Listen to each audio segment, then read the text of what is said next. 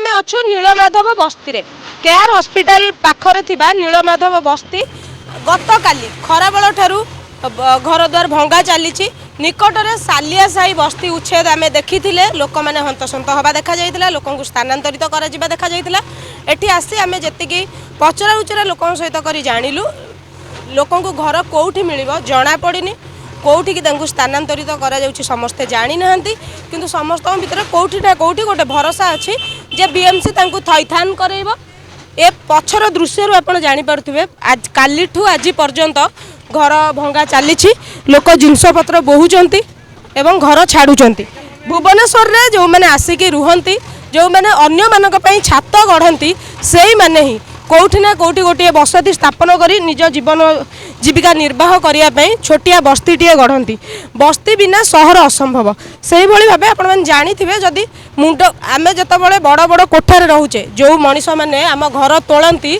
जो मैंने आम मुंड उपर छात दिखती से मैंने ही बस्ती रे आजबेस्ट चाल किंबा झुंपुड़ी कर रुहति आज से मानक मुंड उपरू छात हटई दि जाउची एवं आगकू ये जो परिस्थिति की संभाळिबा पई ए परिस्थितिर समाधान करिया पई समस्यार समाधान करिया पई बस्ती बासिंदा को घर मिलिबो बोली मध्य सांत्वना मिली तेज अनेक लोक भरोसा अच्छा आशार अच्छा बीएमसी तरफ थैथान व्यवस्था हम घर मिल सालिया साहिर लोक मानक किसी अंश घर मिलता आउ बर्तमान केमिति स्थिति अच्छी आम जाने तेणुक से भाव जो देखिए आज नीलमाधव बस्ती किसी लोक स्थानांतरित कालीठू किसी लोक आज घर द्वार भंगा जाऊँगी लोक जिनसपत्र बोहबार व्यस्त अच्छा किए कुआड़े केमिति रहिबे से चिंतार समस्ते आसतु बस्ती रे थिबा बासिंदा सहित कथा हेबा सेमाने केते समस्यार सम्मुखीन होइचंती एवं किभଳି भाबे एहाकु सेमाने देखुचंती एवं यार समाधान रो रास्ता बाहर करिवे बोली चिंता करिसंती।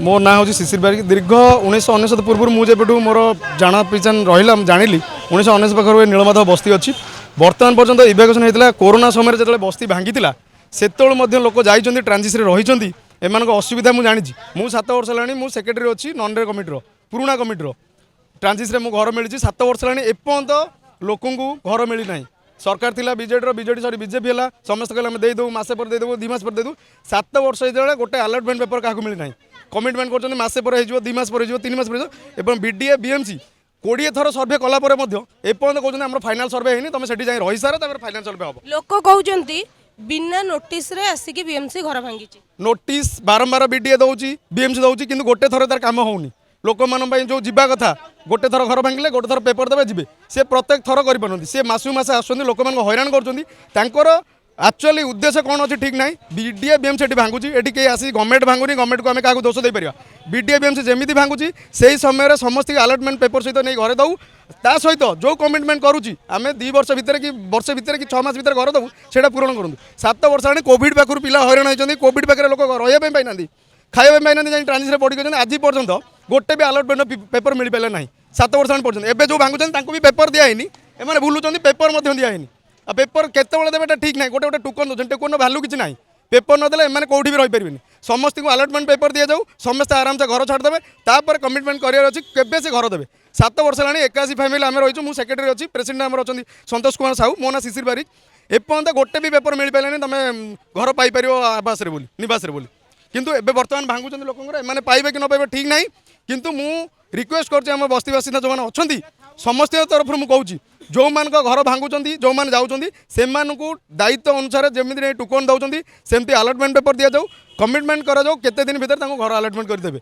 नहले समस्त एठी जो माने भांगी अछन समस्त ए जगह पुनी काली छिडा हेबे जे पर्यंत मिलिबोनी एमाने वर्तमान जाउचंदी कोठी कि जो माने जिनसपत्र गाडी रे लद एमाने जो जाउचंदी ट्रांजिट हाउस फेज 3 हमर नीलाद्री बिहार रे अछि जेटा बहुत पुराना सेठी भी बहुत 7-8 वर्ष है लोक से पड़ी अच्छा नीलमाधव बस्तु जाइए अच्छा बर्तमान से जाऊँच मैंने बहुत हैरान से बहुत सफा भी है देखिए जाइए से अलिया गुड़ा पड़ी से गदाई पड़ी इलेक्ट्रिसिटी सब जगह जलूनी एवं कौन लोक जी बोली घर जो गुड़ा अच्छी कोरोना पूर्व जो पाइलिन बात्या होता उड़ू उड़ू ता भितर तार छपर उड़ी होता से पुराना एजबेस्ट भी पड़ी अच्छे लोक मैंने हैरान चलुँच पाल पकई चलुँच जदि गवर्नमेंट घर देवार अच्छी से ट्रांजिट कर दिंतु भल प्रिपेयर कर भल कबाट लगी भल टीण छपर जड़े भलसे रहीपर आपड़ एमती हैरान करूँ लोक मान सहित जदि दबार अच्छी ठीक से दिंतु और नहीं छाड़ू लोक मैंने भी छाड़ा एग्री अच्छा बहुत लोग छिड़ा एत लोक रहा कथा नुहे कारण अल्प घर अच्छी से पेपर किसी देना खाली कहते घर जाए आ से घरे पुराना लोक जो थे ताला पकई अच्छा ଛାଡ଼ି ନାହାନ୍ତି। ଯେଉଁମାନେ ଘର ପାଇଲେ ଏଠି ସେଇମାନେ ଘର ପାଇନାହାନ୍ତି, ଛାଡ଼ି ନାହାନ୍ତି, ଘର ତାଲା ପକାଇ ଅଛନ୍ତି ଯେଉଁମାନେ ନିବାସରେ ଘର ପାଇଛନ୍ତି। ଆଉ ମୁଁ ରିକ୍ୱେଷ୍ଟ କରୁଛି ଆପଣଙ୍କ ନ୍ୟୁଜ୍ ମାଧ୍ୟମରେ, ଆପଣଙ୍କୁ ବି ଧନ୍ୟବାଦ ମୁଁ ଦେଉଛି, କାରଣ ଆସିଲେ ଆପଣଙ୍କ ରିପୋର୍ଟିଂ ନେଲେ ଆମର, ଆମେ ଆପଣଙ୍କୁ ଧନ୍ୟବାଦ କରୁଛୁ। ଆପଣଙ୍କ ନ୍ୟୁଜ୍ ମାଧ୍ୟମରେ ଆମ କଥାଟା ଯଦି ପହଞ୍ଚି ପାଇଲା, ସେ ସରକାରଙ୍କ ପାଖରେ ପହଞ୍ଚି ପାରିବ, ସେମାନେ ଜାଣିପାରିବେ ଲୋକମାନେ କେତେ ହଇରାଣରେ ରହୁଛନ୍ତି। 24 ବର୍ଷ ସାର୍। 24 ବର୍ଷ ହେଲା ଏ ବସ୍ତି ଆପଣଙ୍କର ଘର। ୟା ଭିତରେ ହଠାତ୍ ଆମେ ଜାଣିବାକୁ ପାଇଲୁ କି ହଠାତ୍ କିନା ବସ୍ତି ଭଙ୍ଗା ହେଉଛି ବୋଲି। ହଠାତ୍ ନାହିଁ, କେତେ ଥର ଆସିଛନ୍ତି ବି ଆପଣମାନେ ଫେରିକି ଯାଇଛନ୍ତି, ଏମାନେ କେହି କରେଇ ଦେଉନଥିଲେ, ବୁଝିଲେ। ଆଜ୍ଞା। ଆଉ ତା ଭିତରେ ଅରୁ ଏବେ ମୋତେ 2ଟା ମିଳିଗଲା, ମୁଁ ଘର ପାଇଗଲି, ଯାଇଛି ଆପାର୍ଟମେଣ୍ଟକୁ ଆସିନି, ଆସିବି ଆଉ। ଘର ମିଳିଗଲାଣି ଆପଣ? ହଁ, ଟ୍ରାଞ୍ଜିସି ଗଲାଣି ସାର୍। ଆପଣ କ'ଣ କରୁଥିଲେ ଏଠି? ମୁଁ ସାର୍ ଏଇ ରୋଷେଇବାସ ମିସ୍ତ୍ରୀ କାମ କରୁଥିଲି ଆଉ। ଆଚ୍ଛା, ମିସ୍ତ୍ରୀ କାମ କରୁଥିଲେ, ନୀଳମାଧବ ବସ୍ତିରେ ଥିଲେ। ସାର୍ ପରିବାରରେ କେତେ ଜଣ ଅଛନ୍ତି? 4 ଜଣ ସାର୍। 4 ଜଣ। ସାର୍ 2ଟା, ଗୋଟେ ଝିଅ ଗୋଟେ ପୁଅ, ବାକି ସ୍ୱାମୀ ସ୍ତ୍ରୀ ଆଉ। ଘର 2 ବଖରା ମିଳିଛି? ସାର୍ 2 ବଖରା ଘର। ଏଠି କେତେ ବଖରା ଘର ଥିଲା? ଏଠି ଗୋଟେ ବଖରା ଥିଲା। ଆଚ୍ଛା, କୋଉ ଜାଗାରେ ଘର ମିଳିବ ବୋଲି କହିଛନ୍ତି କିଛି? ସେ ତ କହିଲେ ଆମର ହେଉଛି ନୀଳମାଧବ ନିବାସରେ ଦେବେ ବୋଲିକିରି, କିନ୍ତୁ ଆମକୁ ତ ନେଇକି ଏବେ ଏବେ ସିଫ୍ଟ କରିଛନ୍ତି ଏତେ ଦିନ ହେଲା ପରେ, ଯେତେ ଥର ଆଇଛନ୍ତି ରିଟର୍ନ ଯାଇଛନ୍ତି, ବୁଝିଲା। ଆଉ ତ ଅଧିକା କିଛି କହିବାର ନାହିଁ। କେତେ ଦିନ ଭିତରେ ଘର ମିଳିବ କିଛି ଆପଣଙ୍କୁ ତଥ୍ୟ ସେ ମିଳିଛି? ତ ଆଲଟମେଣ୍ଟ ଲେଖିଛନ୍ତି କି 6 ମାସ, ବୁଝିଲେ ସାର୍। ଆଉ ତା ପଛରେ ତ ଆମେ ତ ରେରେ ଥିଲୁ, ନନ୍ ରେରେ ବି ଗଲୁ, ତା ଆମ କଥା କେହି ଶୁଣିଲେନି କି ପଇସା ପତ୍ର ସେ ଟାଇମ୍ରେ ମିଳିଲା, ଆମକୁ କିଛି ଦେଲେ ଏମିତି ପଡ଼ିଥାଉ। ଭଙ୍ଗାଭଙ୍ଗି ହେଉଛି, ଏଇଟା ଜୋର ଜବରଦସ୍ତି ହିଁ ଭଙ୍ଗା ଯାଉଛି, ଯାହାଫଳରେ କି ଆମ ସରଳ ନିରୀହ ଲୋକମାନେ ଏଠି ବହୁତ ହଇରାଣ ହରକତ ହେଉଛନ୍ତି। କାହିଁକି ନା ଆମେ 1999 ମସିହା, ମୁଁ ଛୋଟ ଜନ୍ମରୁ ମୁଁ ଏଇଠି ରହିଆସିଛି। ଆଉ ଅନ୍ୟମାନେ ବି ଆମର ଯେଉଁ ବସ୍ତି ବାସିନ୍ଦା ରହିଛନ୍ତି, ସେମାନେ ବହୁତ କଷ୍ଟରେ ଘର ଫର ବନେଇକି ରହିଛନ୍ତି। କୁଡ଼ିଆ ଯେତେବେଳେ ଫାଷ୍ଟ କୁଡ଼ିଆ ବି ଛୋଟ ବଡ଼ ଜଙ୍ଗଲ ଥିଲା, ଏମାନେ ବନେଇକି ସବୁ ରହିଛନ୍ତି, ଯାହାଫଳରେ କି ଗୋଟେ ଜିନିଷ ଏବେ ସେମାନେ ପରମାନେଣ୍ଟ, ସେମାନେ ଯେଉଁ ଗଭର୍ଣ୍ଣମେଣ୍ଟ ଥ୍ରୋରେ ବିଡ଼ିଏ ବିଏମ୍ସି ଯେଉଁ କାମ କରୁଛି, ବେଆଇନ କାମ, ଯେଉଁ ଜୋର ଜବରଦସ୍ତ ସରଳ ନିରୀହ ଲୋକମାନଙ୍କୁ ଭାଙ୍ଗି ଭୁଙ୍ଗିକି, ମାନେ ନିରୀହ ଲୋକମାନଙ୍କୁ ହଇରାଣ ହକ ମାଡ଼ପିଟ କରିକି ଜୋର ଜବରଦସ୍ତ ଘର ଭଙ୍ଗା ଯାଉଛି। ସେଥିପାଇଁ ଗୋଟେ ଜିନିଷ ତାଙ୍କର ହେଉଛି ପ୍ରୁଫ୍ କିଛି ଦେଉନାହାନ୍ତି ଆମକୁ, ଯେ ଆମ ଘର ଯଦି ଭଙ୍ଗା ଯାଉଛି ଆମକୁ ସ୍ଥାୟୀ ଭାବେ ଆମର କେଉଁଠି ବସ୍ତି ବାସିନ୍ଦାକୁ ଆମକୁ ଉଚ୍ଛେଦ ଏଇଠି ଯେଉଁ କରୁଛନ୍ତି ସେଠି ଦିଆଯାଉ ଆମମାନଙ୍କୁ। ତ ସେମାନେ ସେଠି କିଛି ପ୍ରୁଫ୍ ନ ଦେଇକି, କିଛି ସେମିତି କିଛି ନ କରିକି, ସେମାନେ ହଠାତ୍ ଆମ ଟାଞ୍ଜିସ୍ ହାଉସ୍କୁ ସିଫ୍ଟେଡ଼ କରୁଛନ୍ତି। ଯଦି ଟାଞ୍ଜିସ୍ ହାଉସ୍ ସିଫ୍ଟେଡ଼ କରୁଛନ୍ତି, ଆମକୁ କିଛି ପ୍ରୁଫ୍ ଦେଉନାହାନ୍ତି, ଯେଉଁଟା ଆମେ ଚାହୁଁଛୁ। ଆମର ଦାବି ହେଉଛି ତ ଗୋଟେ ଜିନିଷ ଆଲଟମେଣ୍ଟ ପେପର ପାଇବା, କିନ୍ତୁ ଆଲଟମେଣ୍ଟ ପେପର ପାଇଲେ ଆମର ସେଇଟା ପ୍ରୁଫ୍ ରହିଲା, ଆମର ଭାଙ୍ଗିଦେଲେ, ଆମର ସେଠିକି ସ୍ଥାୟୀ ଦେଲେ କି କେତେ ମାସ ପାଇଁ ଦେଇଥିଲେ ଆମକୁ। ଆଉ ବି ଆମର କିଛି ଲୋକ ଯାଇଛନ୍ତି ଟାଞ୍ଜିସ୍ ହାଉସ୍କୁ, 6 ମାସ ସମୟ ଦେଇଥିଲେ, ବିଡ଼ିଏ ବିଏମ୍ସି 6 ମାସ ଦେଇଥିଲେ, ଆଜି 1.5 ବର୍ଷ ହେଇଗଲା, ଏଯାଏଁ 6 ମାସ ପାଇଁ କହିଲେ 6 ମାସ ଭିତରେ ଆମକୁ ଟାଞ୍ଜିସ୍ ହାଉସ୍ରୁ ଆମକୁ ଛାତ ଘର ଆମକୁ ଦିଆଯିବ। ଏପର୍ଯ୍ୟନ୍ତ ଛାତ ଘର ବି ଦିଆଯାଇ ନାହିଁ, 1.5 ମାସ ହେଇଗଲା, ଏପର୍ଯ୍ୟନ୍ତ ଦିଆଯାଇନି। ପୁଣି 1.5 ମାସ ପରେ ପୁଣି ପ୍ରତିଶ୍ରୁତି ଦେଉଛନ୍ତି ଆମକୁ ଆଲଟମେଣ୍ଟ ପେପର ଦେବେ, ସେଥିପାଇଁ ତମେମାନେ ଛାଡ଼ନ୍ତୁ ଘର।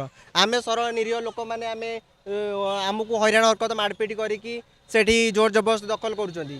ଆମକୁ ଏପର୍ଯ୍ୟନ୍ତ କିଛି ବି ପ୍ରୁଫ୍ ଦିଆହେଇନି, ତ ଆଲଟମେଣ୍ଟ ପେପର ହେଉ ବା କିଛି ବି ଗୋଟେ କୁପନ୍ କିଛି ବି ଦେଉନାହାନ୍ତି। ଏଠି 141 ଜଣ ରହୁଥିଲୁ, 141, ଆମର 5 ଜଣ ରହୁଛୁ। ଆଜ୍ଞା, ଆମର ଏଇ ନୀଳମାଧବ ବସ୍ତିରୁ ସେ କହୁଛନ୍ତି ଯେ ଟାଞ୍ଜିସ୍ ହାଉସ୍କୁ ଆମେ ସିଫ୍ଟେଡ଼ କରିବେ। ସେ ଟାଞ୍ଜିସ୍ ହାଉସ୍ ବି ଯେଉଁଠିକି ସିଫ୍ଟେଡ଼ ବର୍ତ୍ତମାନ କରୁଛନ୍ତି, ସେ 6 ମାସ ପାଇଁ କରୁଛନ୍ତି, କିନ୍ତୁ ତା ପୂର୍ବରୁ 6 ମାସ ଏମିତି ପ୍ରତିଶ୍ରୁତି ବିଡ଼ିଏ ବିଏମ୍ସି ଦେଇଛନ୍ତି।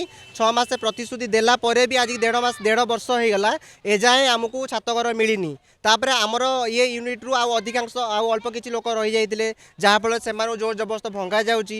ସେମାନଙ୍କୁ ତ ଗୋଟେ ଜିନିଷ, ସେମାନଙ୍କୁ ସେଭଳି 6 ମାସର ପ୍ରତିଶ୍ରୁତି ଦିଆଯାଉଛି। ଯେପର୍ଯ୍ୟନ୍ତ ଯେଉଁ ଟାଞ୍ଜିସ୍ ହାଉସ୍କୁ ସିଫ୍ଟେଡ଼ କରାଯାଉଛି, ଆଜି ପର୍ଯ୍ୟନ୍ତ ଗୋଟେ ଜିନିଷ ସେଠି ଟାଞ୍ଜିସ୍ ହାଉସ୍ ସେଠି ବି ଭଙ୍ଗା ହେବାର ପ୍ଲାନିଂ ବିଡ଼ିଏ ବିଏମ୍ସି ସେ ବି ସୂଚନା ଦେଇଛନ୍ତି ଆମକୁ, ଯେ ଏଠି ଟାଞ୍ଜିସ୍ ହାଉସ୍ ଆମର ଭଙ୍ଗାଯିବ। ଯଦି ଆମକୁ ସେଇଠି ସିଫ୍ଟେଡ଼ କରୁଛନ୍ତି, ସେଠି ସିଫ୍ଟେଡ଼ ଆମକୁ ଗଲା ପରେ ଆମକୁ ଟାଞ୍ଜିସ୍ ହାଉସ୍ କେଉଁଠିକି ଯିବୁ?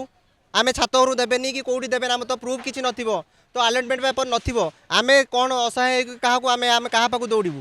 ଏତେ ଆମେ ସରଳ ନିରୀହ ଲୋକମାନେ, ଆମେ ଖଟିକିଆ ମଜୁରିଆ ଲୋକମାନେ, ଆମେ କ'ଣ କରିବୁ? ସାର୍ ଆପଣ କୁହନ୍ତୁ, ବୁଝିଲେ। ପଦକ୍ଷେପ ଯଦି ପର ଷ୍ଟେପ୍ରେ ଯଦି ବି ନ ମିଳେ ଏଇଟା, ତ ଆଗକୁ ବହୁତ ବଡ଼ ମାନେ ଅନଶନ ହେବ। ଆମେ ଏଇ ଯେଉଁ ଗରିବ ଅସହାୟ ଲୋକ ରହିଛୁ, ଷ୍ଟ୍ରାଇକ୍ କରିବୁ, ତ ବହୁତ କିଛି ଆଗକୁ ବହୁତ କିଛି ବଡ଼ ଧାରଣାର ବି ହେଇପାରିବ।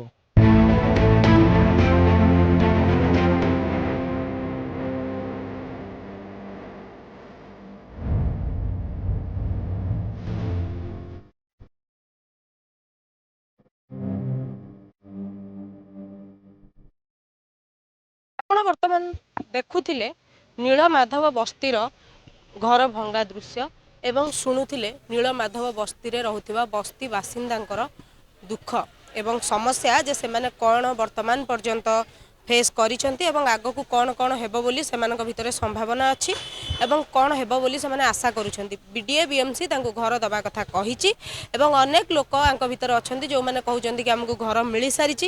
କେହି କେହି ଅଛନ୍ତି ଯେଉଁମାନେ କହୁଛନ୍ତି 6 ମାସ ପୂର୍ବରୁ ବିଡ଼ିଏ ବିଏମ୍ସି ଆସିଥିଲା ଆମକୁ କହିଥିଲା ଘର ଦେବ ବୋଲି, କିନ୍ତୁ ବର୍ତ୍ତମାନ ପର୍ଯ୍ୟନ୍ତ ଘର ନ ଦେଇ ମଧ୍ୟ 6 ମାସ ପରେ ଆସି ଘର ଭଙ୍ଗାରୁଜା କରୁଛି।